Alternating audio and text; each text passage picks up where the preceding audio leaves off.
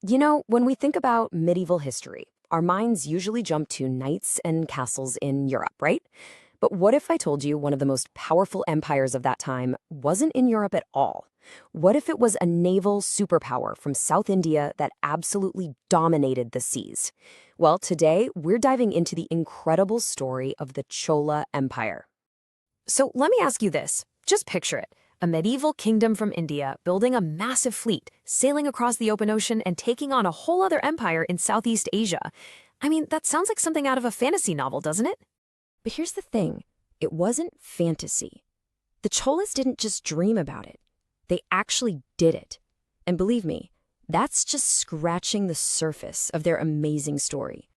See, the Cholas weren't just some local dynasty. No, they were a full-blown naval superpower. For a huge stretch of time, their ships were the kings of the Indian Ocean. It kind of forces us to completely rethink our map of medieval power. Maybe the real center of gravity wasn't on the northern plains, but way down on the southern coast. But, an empire like this doesn't just pop up overnight. Their journey from a small regional power to this massive imperial force took centuries. And it all started with one single brilliant move. So the Cholas have ancient roots. They're mentioned way back in classical literature. But the empire that we're talking about, the one that made all the waves, that story really gets going around 850 CE. A ruler named Vijayalia makes a move that lights the fuse for everything that follows.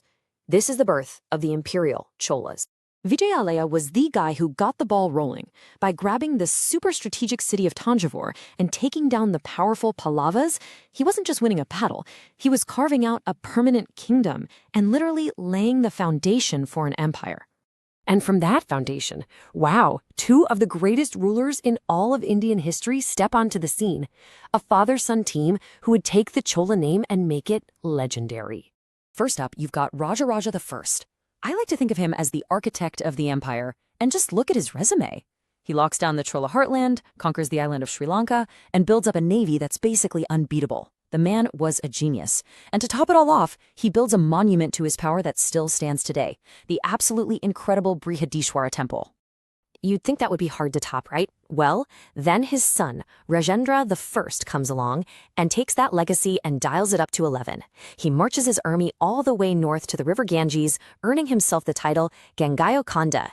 And then he does the unthinkable. He launches that massive naval invasion we talked about earlier, projecting Chola power all the way into Southeast Asia. Just incredible. So the big question is, how on earth did they manage all this? I mean, conquering is one thing, but running a huge, stable empire for centuries, that's a whole different ballgame. The Chola's secret weapon wasn't just their military might. It was their system of government, which was way, way ahead of its time. They built their empire on this brilliantly organized, top-down structure. It started with huge provinces, the mandalams, and it broke down into smaller and smaller units, all the way down to the most important piece of the puzzle, the village. This let them govern a huge area super efficiently, without getting bogged down in the tiny details. And at that village level, their system for self-government was surprisingly sophisticated. They knew that one size doesn't fit all, so they had different types of assemblies for different types of villages.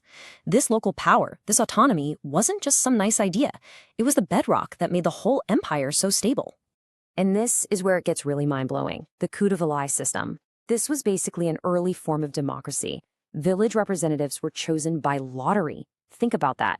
Over 1,000 years ago, they had a system to make sure elections were fair and to stop a few powerful families from controlling everything. It's absolutely wild. Of course, you can't have an empire without a strong economy. Theirs was built on three main pillars.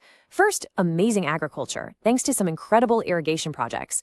Second, a really well-organized system for collecting taxes. And third, the real game changer, their control of the sea trade routes, connecting them to places like China, Southeast Asia, and even Arabia.